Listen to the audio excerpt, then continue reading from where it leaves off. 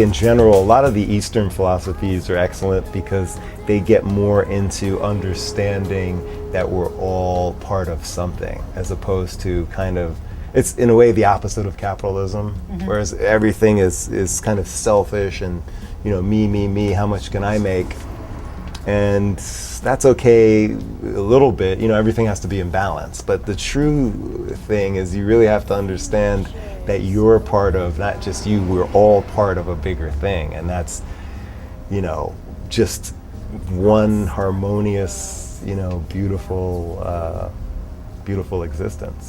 So the more we realize that, and the more we come to terms or to peace with that, then understanding, the easier it becomes, because then a lot of those things just can kind of like gently go off to the side. You know what I mean? Let's say a customer comes in a bad mood, or let's say some issue you're struggling with. You know, I got a flat tire or whatever it is. You know, those things can easily put a wrench into your day. And you know, sometimes I do come into work and I'm not always on my, what you would call, A game. But I think it just takes a matter of time before you kind of settle back in. But you do need to have some sort of understanding or routine or whatever. Otherwise, it's going to be very difficult for you to be able to, you know what I mean, go through life and, you know, work a whole shift on a consistent basis and have a good time, like having fun with people and enjoy, you know, being in a, like you said, in a service position where you're helping. You're connected, and in that connection you have this inner peace, and with this inner peace you're able to be in the moment of the experience. And that's what I see. That's what I've been seeing of you for years and years. And it's so apparent, and it's so far and few between of what's going on around in society. And actually my boss just said this today. He said, you know, if you come into work miserable, or if you have a miserable attitude, or, you know, you're always complaining or whatever, you're gonna have a rough day. You know, you're gonna have a hard day, you're gonna have a long day. You know, a lot of things maybe, you know, not even good could happen to you. But if you kind of just come in and you're coming in and you've got a positive attitude about it, you know, even if something comes up, you're gonna work it out, you know what I mean? And, you know, you're not gonna let these things get in your way. I think that that's the key, combined with understanding that all of that, or most of it, are really small things. And when you let those small things kind of creep in, they can bend you out of shape. And that's where having the understanding of what is most important, you know, having some sort of, for lack of a better word, spiritual belief comes in handy, because you can kind of separate, you know, what they call the rubbish, the minutia, whatever, from what's important. You know, and everyone has to decide for themselves what that is, but you really have to kind of go through that process in order to be there at that point where most of those little things, they're not gonna, you know, throw you off. And that's really what it is, just understanding, kind of having in that way, and having perspective, you know, that's not, those aren't the important things. And the important thing is really, you know, just having a great time, you know, you're, you know, helping people, helping yourself at the same time, getting through your life as harmoniously as you possibly can.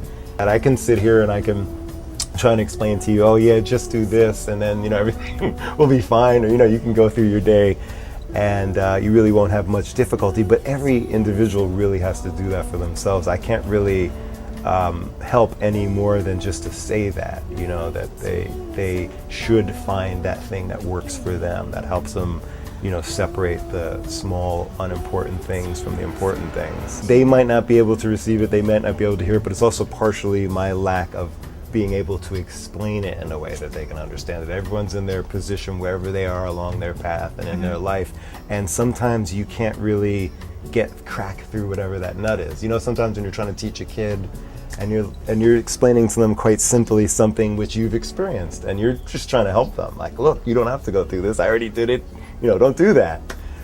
But it doesn't always work that way, you know. They have to experience it for themselves. They still, you know, have to not wear the knee pad and ride the skateboard and, hurt their knee or whatever before they'll do it. And that's, something to be said also for having, self-experience. Sometimes you just have to go through it yourself, and then you come out on the other side, hopefully you survive, and you're better for it. And also respecting that they just need the experience. Exactly. There's no way of taking away the experience, so who are I or anybody to take away that experience? Exactly. Let them live it. Let And them even be it. decide, like in a subjective way, okay, Yeah. that's bad. So I don't try and go there too much. I just try and offer up as much as I can. And then, because I do the same thing, I basically take what I can use and I leave the rest, from anything. And that could be even certain things which I think the majority of are garbage, and I'll take just the little pieces, because everything has little gems mixed in there. That's what the key, I think, to do is in life, is to try and pick those little gems out of everywhere. But that's that's a developed process. That takes a little bit of time to develop. I was very fortunate growing up. I didn't understand that we weren't normal. We traveled all around the world, got to see a lot of different places, people, experiences, and that kind of stuff. And so I can't compare my experience, it's just not possible. So that's why I think I'm actually in a good job right now. Right now I'm doing something which is so different than I imagined I'd ever be doing, not just working for Whole Foods, but in the position where I'm at Whole Foods. So it's a important position because I actually have the chance to help people. An opportunity to help people, have an impact on people's lives. People listen to me. You know how hard that is, just to have people listen to you? The biggest gift you can give anybody is a smile. And I was speaking about this earlier today. Often I walk through the cities of San Francisco or New York, Europe. It's very to see a bunch of happy people. And I just make a conscious effort to have a smile. And they search that smile out. They search your eyes out. And they look back at you, and it's like they're saying, thank you. I really needed that. Absolutely. I know exactly what you're talking about, because growing up in New York, you have to understand, which you've just articulated, when you're walking down the street in a place like that where millions of people are on top of millions of people just walk through with blinders. They don't even acknowledge the other guarded people. There. It's the New York factor. Like I'm on guard and I don't look at nobody. And exactly. And if you smile at them, some people might think you're nuts. Yeah. What do you want? What do you want? That woman's nuts. Any of these kind of things. So, there is something to that. It would be the most important thing that you'd like to impart to somebody else. I treat everyone with respect, love, and kindness. If someone does something to you, you don't like it or whatever, don't get caught up in that. Just make some space, you go your way, let them go do their thing, go their way. Don't get nasty with them. Yeah. Don't get caught up in the don't negative. Don't do any of that.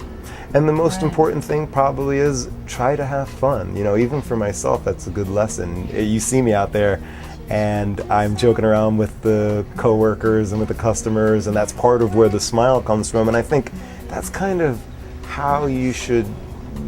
That's kind of one of the tools, one of the techniques for getting through. You have fun. So whatever you're doing, hopefully you should enjoy it. Have fun with it. If you're doing something and it's totally misery and you hate it, and whole long list of other things, and you're incapable of smiling doing it, that's something I would recommend getting out of as soon as possible, because that's not really good for you. That's taking your, that's affecting your health. Hopefully you can make a living doing what you love. If not, and it's some sort of compromise, do your job, have fun doing your job, treat people with respect and love, and things should be good. Things should come out good. Absolutely great words of wisdom. Thank you so much, Nora, for speaking with me and being on the show.